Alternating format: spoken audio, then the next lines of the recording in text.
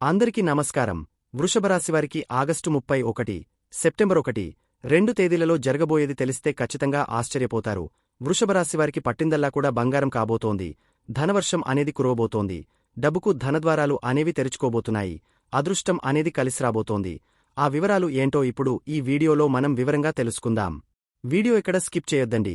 చివరి వరకు చూస్తేనే అసలు మీకు ఎటువంటి అదృష్టం పట్టబోతోంది అని చెప్పి కూడా పూర్తిగా అర్థమవుతుంది.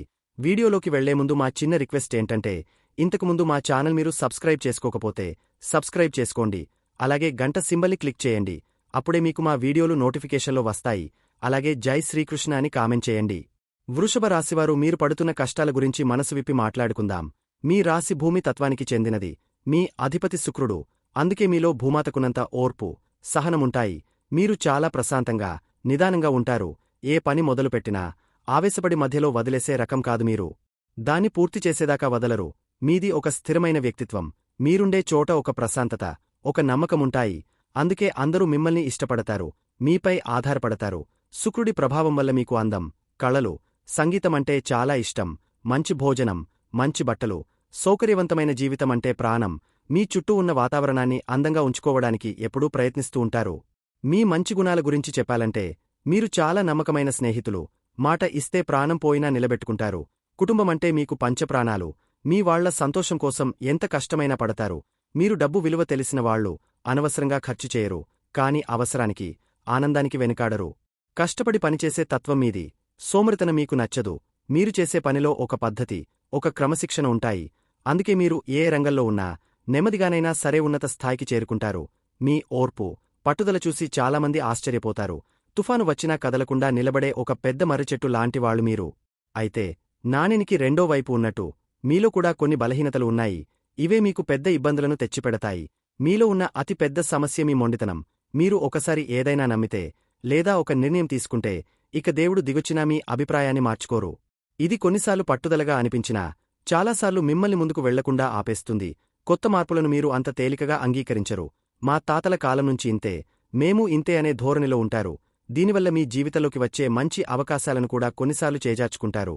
మీ ఈ మొండితనం చూసి, మీ మంచి కోరేవాళ్లు కూడా మీకు సలహాలు ఇవ్వడానికి భయపడతారు. మీరు పడుతున్న మరో పెద్ద ఇబ్బంది ఏమిటంటే, మీ మంచితనాన్ని, మీ ప్రశాంత స్వభావాన్ని లోకం ఒక బలహీనతగా చూస్తుంది. మీరు తొందరపడి ఎవరిమీదా అరవరు, గొడవలకు వెళ్లరు, అంతా ఓపికగా భరిస్తారు.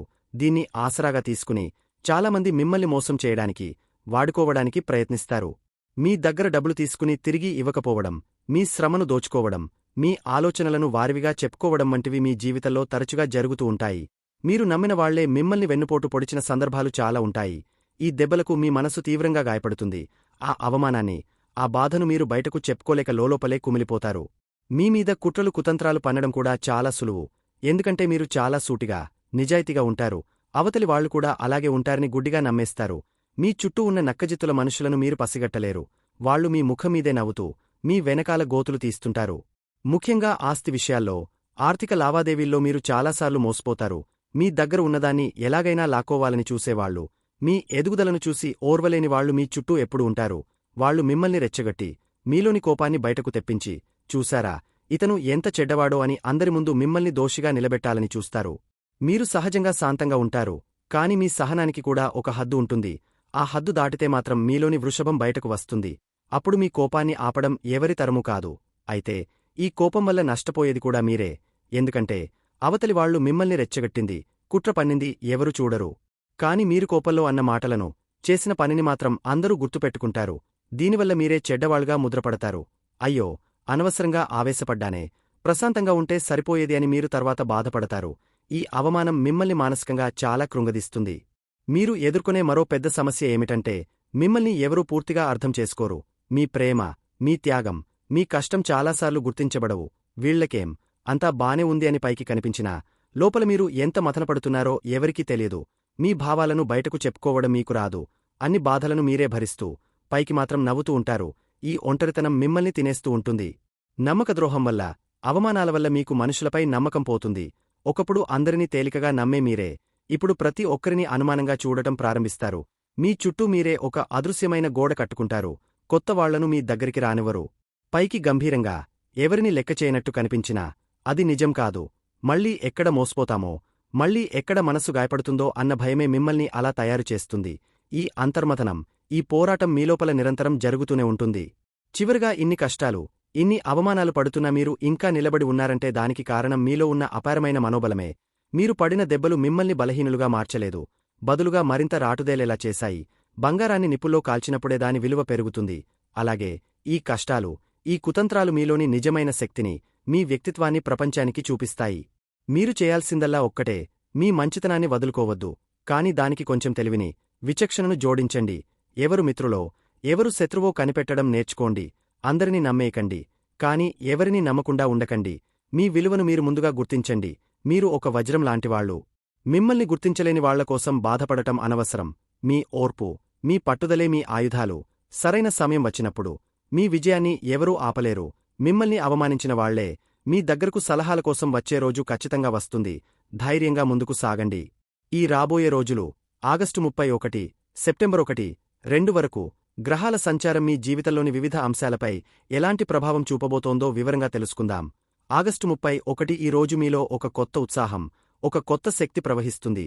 మీ మనసంతా కుటుంబం, మీ వాళ్లు, మీ ఇంటి చుట్టూనే తిరుగుతుంది. ఎప్పటినుంచో ఇంట్లో చేయాలనుకుంటున్న మార్పుల గురించి, ఇంటిని మరింత అందంగా తీర్చిదిద్దుకోవడం గురించి ఆలోచిస్తారు. మీ తల్లిగారితో మీ అనుబంధం మరింత బలపడుతుంది. ఆమె ఆశీస్సులు మీకు శ్రీరామరక్షగా ఉంటాయి.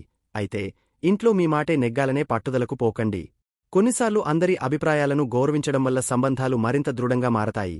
మీ మాటల్లో ఒక రకమైన ఆకర్షణ ఉంటుంది. ఈ రోజు మీరు ఎవరితో మాట్లాడినా వాళ్లను ఇట్టే ఒప్పించగలుగుతారు. కుటుంబ సభ్యులతో కలిసి కూర్చుని భవిష్యత్ ప్రణాళికల గురించి, ఆర్థిక విషయాల గురించి చర్చిస్తారు. ఇది మీ కుటుంబ బంధాన్ని మరింత పటిష్టం చేస్తుంది. ఉద్యోగస్తులకు ఈ రోజు చాలా అనుకూలంగా ఉంది. మీ సహోద్యోగులతో, పై అధికారులతో మీ సంబంధాలు మెరుగుపడతాయి. మీ ఆలోచనలను, మీ ప్రణాళికలను ధైర్యంగా వారి ముందు పెట్టండి. ఖచ్చితంగా ప్రశంసలు అందుకుంటారు. మీ కమ్యూనికేషన్ స్కిల్స్ మీకు బాగా ఉపయోగపడతాయి. ముఖ్యంగా బృందంతో కలిసి పనిచేసేవారికి అద్భుతమైన ఫలితాలు వస్తాయి. మీలో కొందరు చిన్న చిన్న ప్రయాణాలు చేసే అవకాశం కూడా ఉంది. అది మీ పనికి సంబంధించినదే ఉండవచ్చు. వ్యాపారస్తులకు ఈ రోజు భాగస్వామ్య వ్యాపారాలలో మంచి లాభాలు కనిపిస్తున్నాయి. కొత్త ఒప్పందాలు కుదుర్చుకోవడానికి, ఖాతాదారులతో సమావేశమవడానికి ఇది సరైన సమయం. మీ భాగస్వామి సలహాలను కూడా పరిగణనలోకి తీసుకోండి. అది మీకు మేలు చేస్తుంది. మీ వ్యాపారానికి సంబంధించి ఒక సానుకూల వార్త వింటారు. ఆర్థికంగా ఈ రోజు చాలా బలంగా ఉంది. డబ్బు చేతికి అందివస్తుంది. కుటుంబ అవసరాల కోసం, ఇంటి సౌకర్యాల కోసం ఖర్చు చేస్తారు. ఎప్పటినుంచో కొనాలనుకుంటున్న వస్తువును కొనుగోలు చేసే అవకాశముంది. పెట్టుబడుల విషయంలో తొందరపడకండి. బాగా ఆలోచించి నిర్ణయం తీసుకోండి. ఆరోగ్యం విషయంలో పెద్దగా ఆందోళన చెందాల్సిన అవసరం లేదు.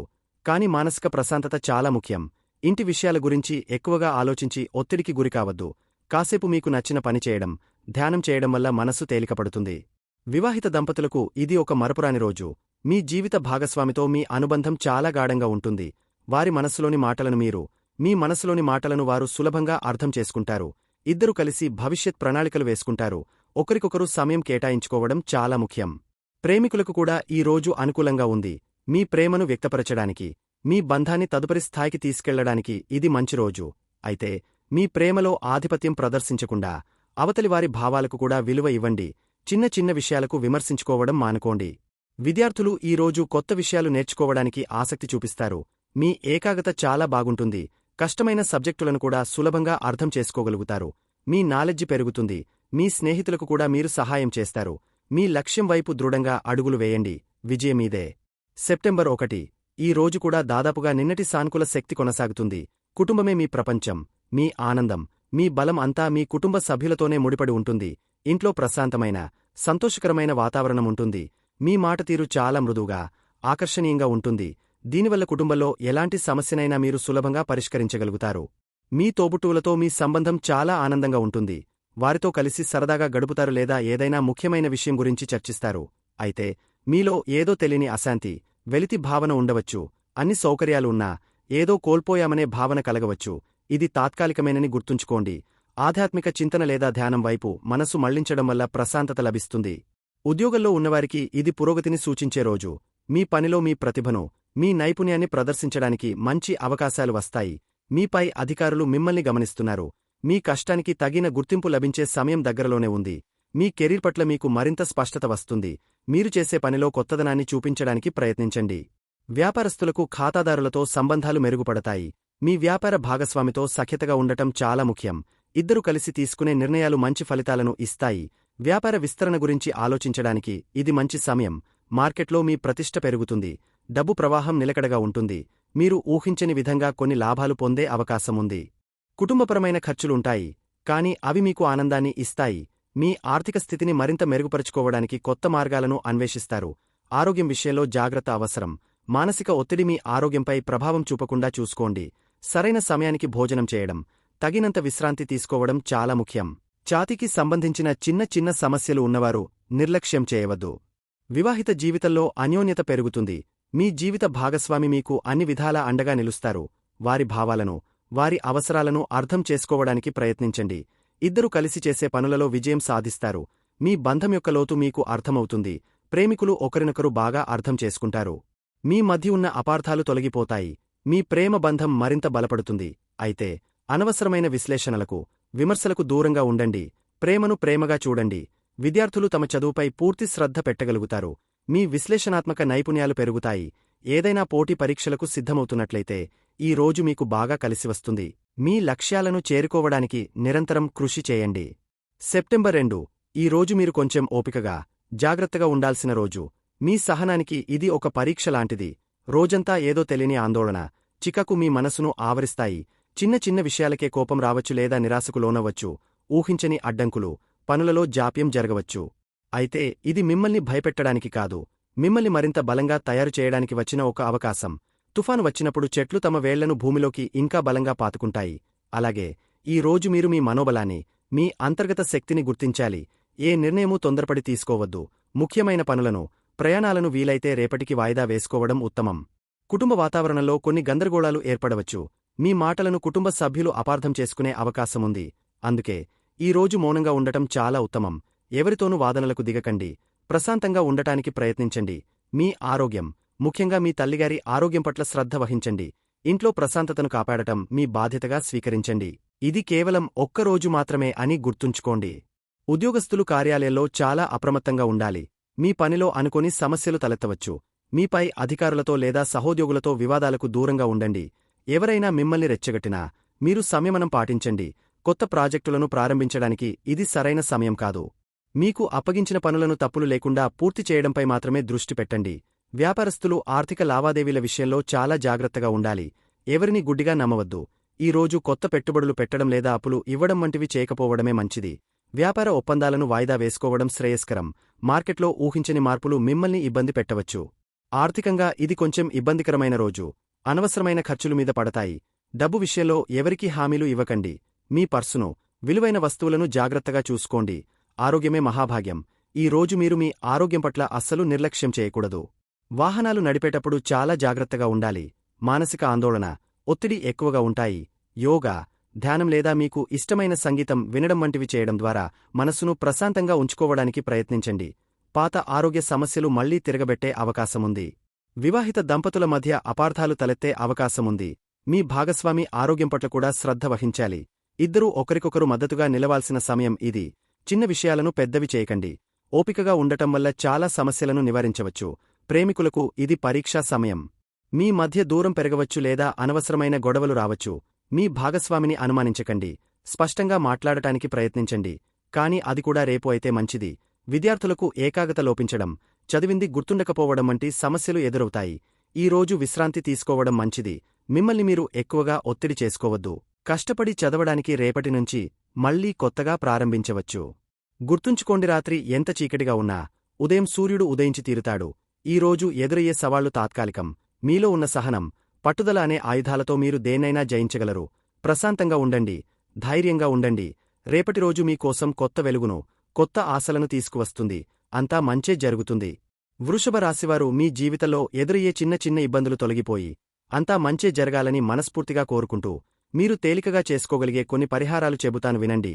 ముందుగా, మీ రాశికి అధిపతి శుక్రుడు కాబట్టి మీరు ఎప్పుడూ శుభ్రంగా, అందంగా ఉండటానికి ప్రయత్నించాలి. మీ ఇల్లు, మీరు పనిచేసే చోటు నీట్గా ఉంచుకోండి. చిరిగిన బట్టలు, పాత సామాన్లు ఇంట్లో లేకుండా చూసుకోండి.